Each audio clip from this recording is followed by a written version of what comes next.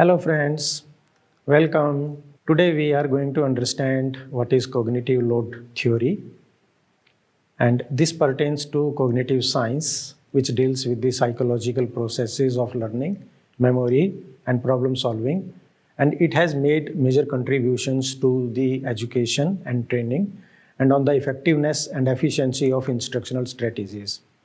Now, as you may be aware, cognitive science is the interdisciplinary scientific study of the mind and its processes. It examines the nature, the tasks, and the functions of cognition in a broad sense. Cognitive scientists, they study intelligence and behavior with a focus on how nervous systems represent, process, and transform information. Mental faculties of concern to cognitive scientists include languages, perception, memory, attention, reasoning, and emotion.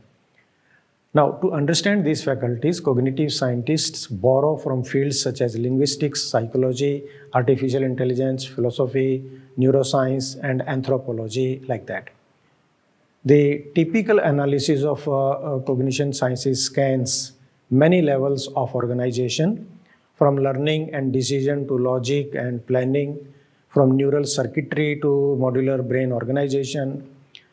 One of the fundamental concepts of cognitive science is that thinking can best be understood in terms of representational structures in the mind and computational procedures that operate on these structures.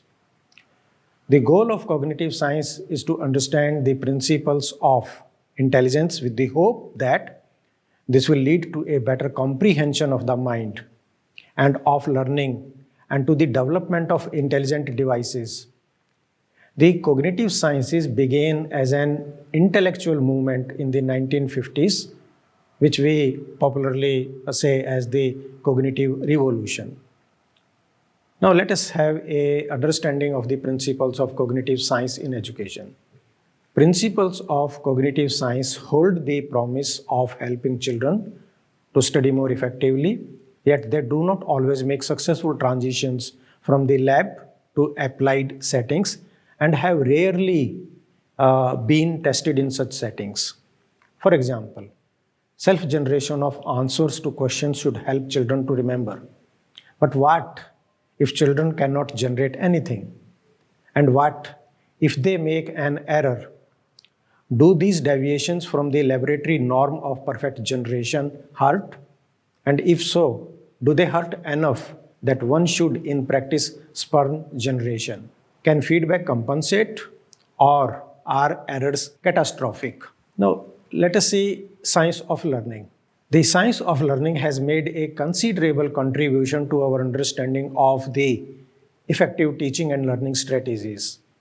In this particular session, we focus on 6 specific cognitive strategies that have received robust support from decades of research: spaced practice, interleaving, retrieval practice, elaboration, concrete examples, and dual coding.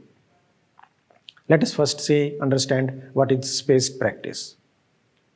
The benefits of spaced, or popularly we call it as distributed practice, to learning are arguably one of the strongest contributions that cognitive psychology has made to education.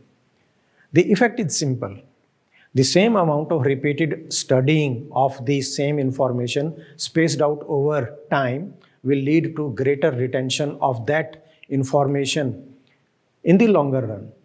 And compared with repeated studying of the same information for same amount of time in one study session, the benefits of distributed practice were first empirically demonstrated in the 19th century as part of his extensive investigation on his own memory. Ebbinghaus, born in 1885, found that he spaced out repetitions across 3 days. He could almost halve the number of repetitions necessary to learn a series of 12 syllables in 1 day. He thus concluded that a suitable distribution of repetitions over a space of time is decidedly more advantageous than the messing of them at a single time. Let us see an example of spaced practice. Teachers can introduce spacing to their children in two broad ways. One involves creating opportunities to revisit information throughout the semester or even future semesters. This does not involve some upfront planning and can be difficult to achieve given time constraints and the need to cover a set curriculum. However, spacing can be achieved with no great costs if teachers set aside a few minutes per class to review information from previous lessons. The second method involves putting the onus to space on the students themselves. Of course, this would work best with older students, high school or above, because spacing requires advanced planning. Therefore, it is crucial that the teacher helps students plan their studying. For example, teachers could suggest that students schedule study sessions on days that alternate with the days on which a particular class meets. For example, schedule review sessions for Tuesday and Thursday when the class meets Monday and Wednesday. So, for a complete weekly spaced practice schedule that can be adopted.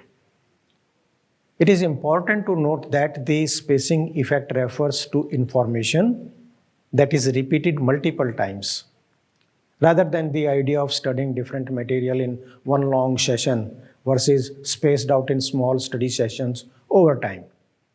However, for teachers and particularly for students, planning a study schedule, the subtle difference between the two situations, that is spacing out re-study opportunities versus spacing out studying of different information over time, it may be lost. The another practice is interleaving. And as another scheduling technique that has been shown to increase learning, it occurs when different ideas or problems are tackled in a sequence, as opposed to the more common method of attempting multiple versions of same problem in a given study session. And this is known as blocking. Interleaving as a principle can be applied in many different ways. One such way involves interleaving different types of problems during learning, which is particularly applicable to subjects such as mathematics or physics.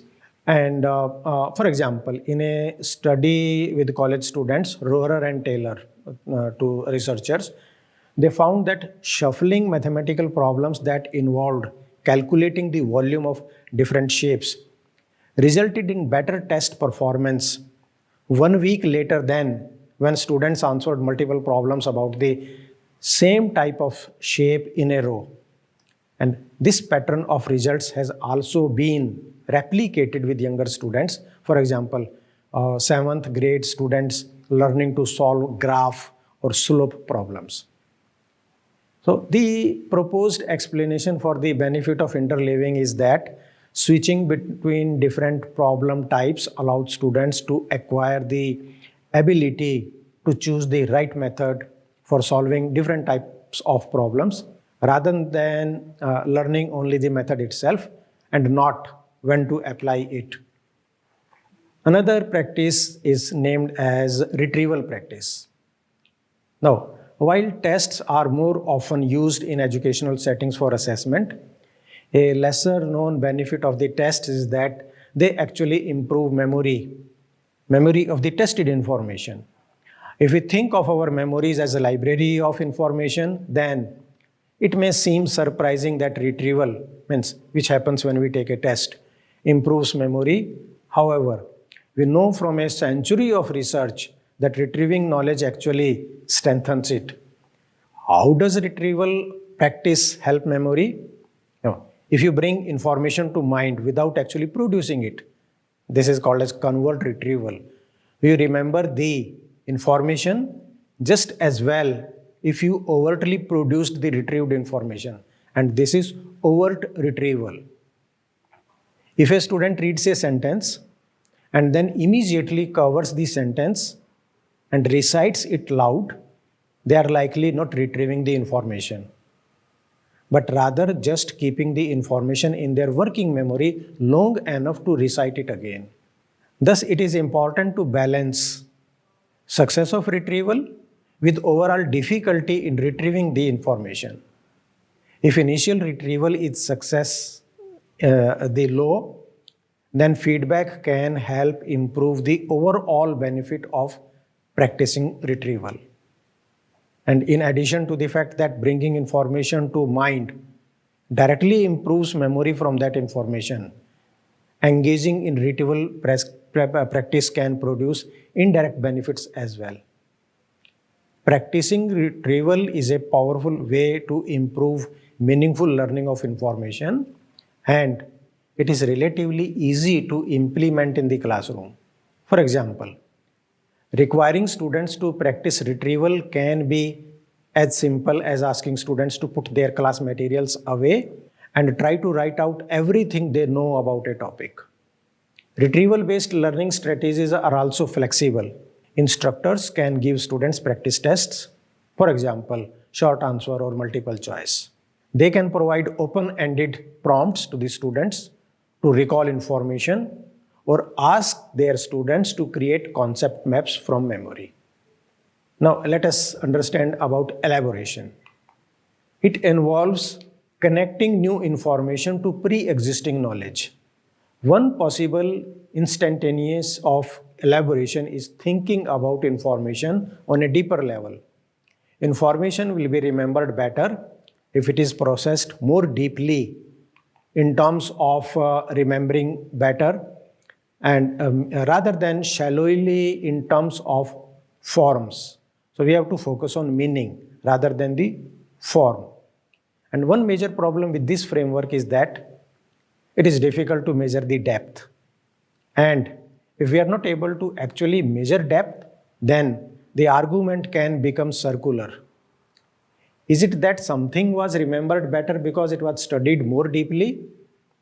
Or do we conclude that it must have been studied more deeply because it is remembered better?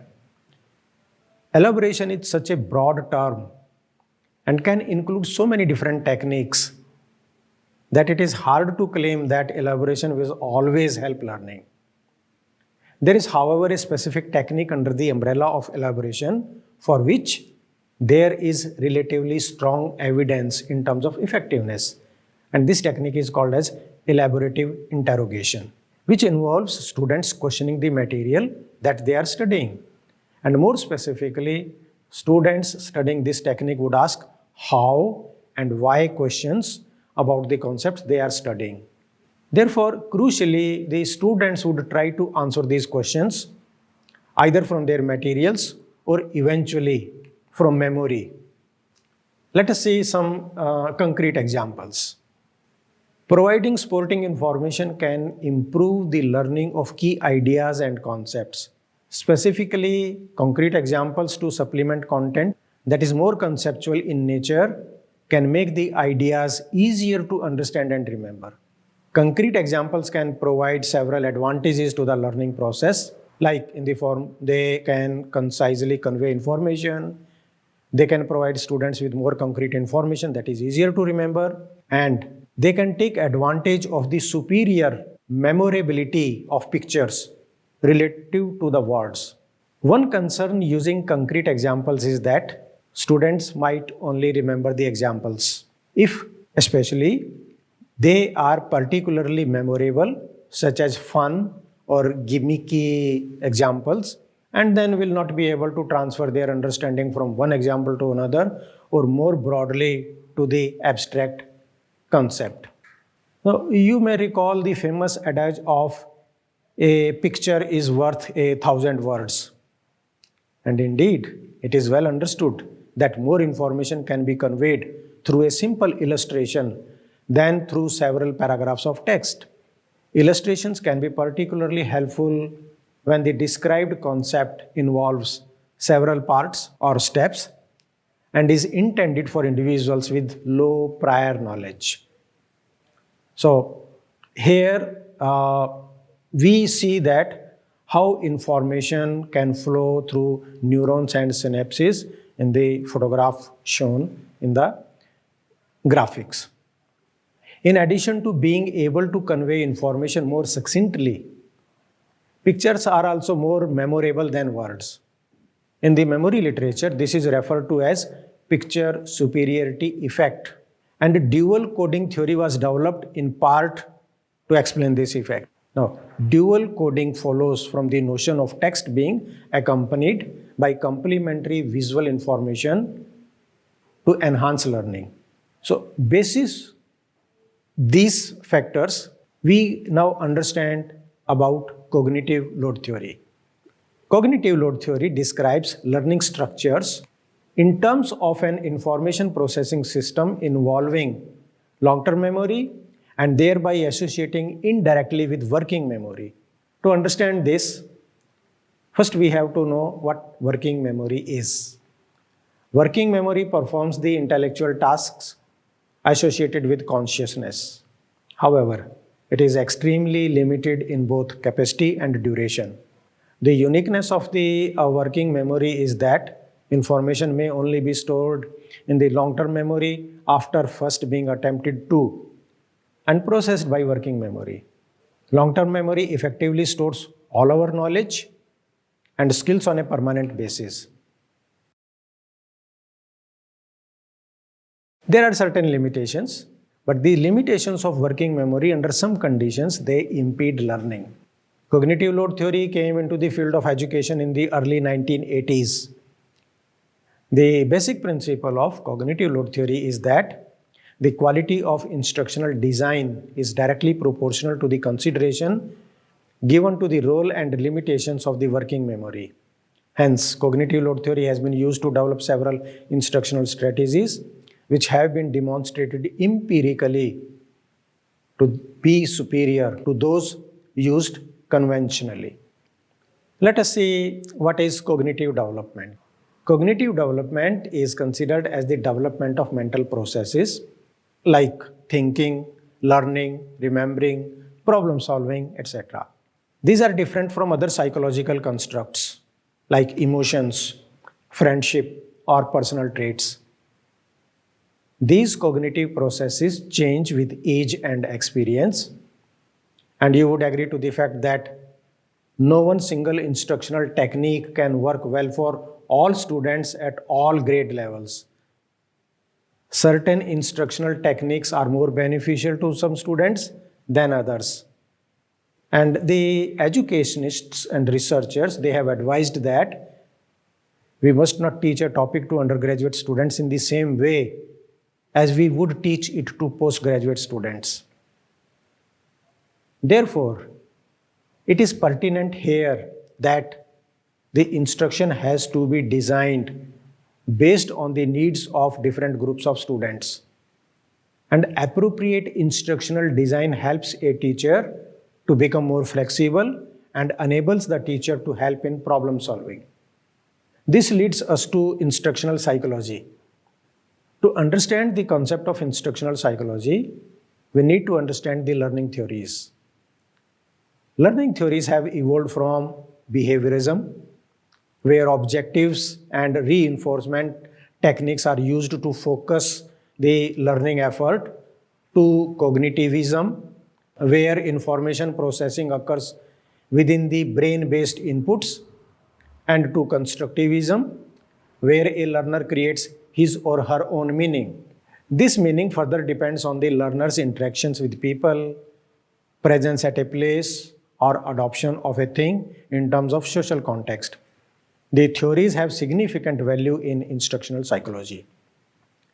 Instructional psychology is usually referred to as the theory and principles derived from the application of psychological principles in the improvement of instruction, or that results when the psychologists conduct research on various forms of instruction.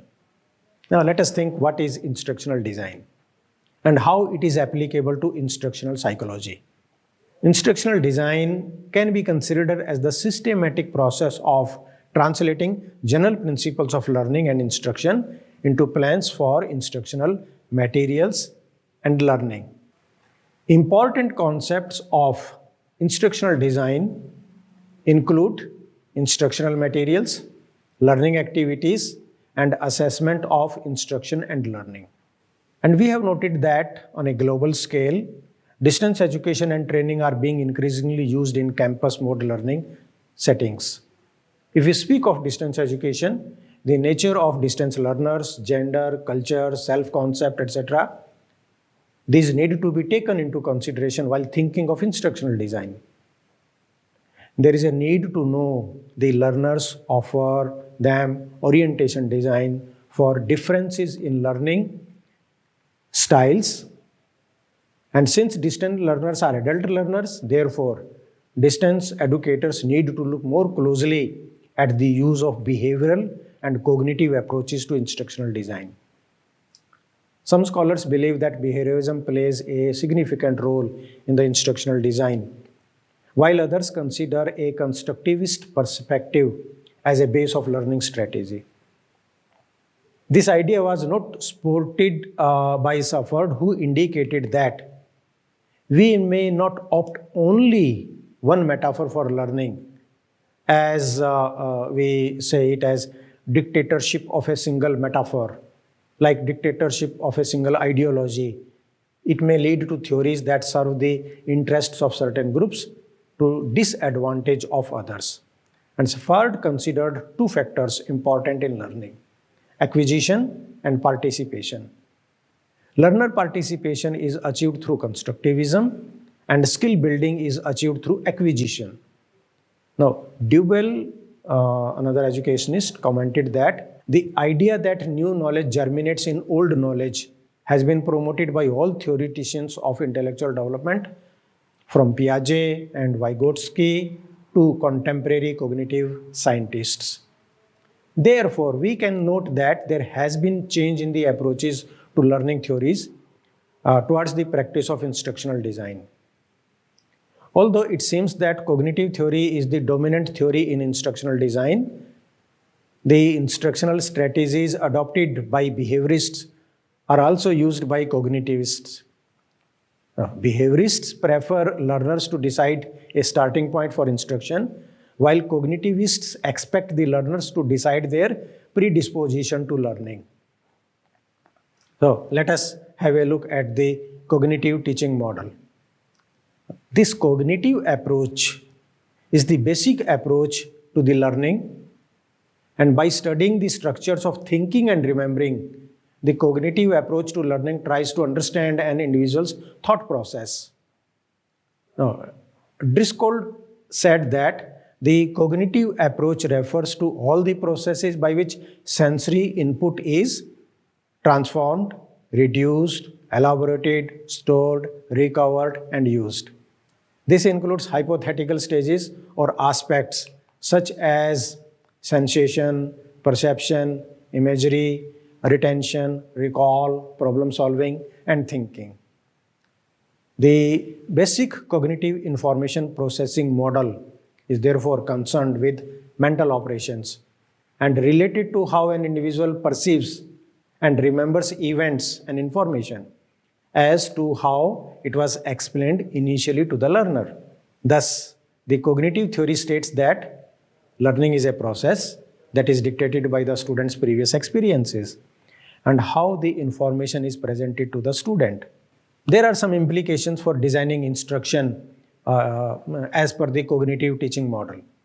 Like we consider that the student's information knowledge is the base, and this is because new materials is learned with ease when it is related to what is known to the learner initially.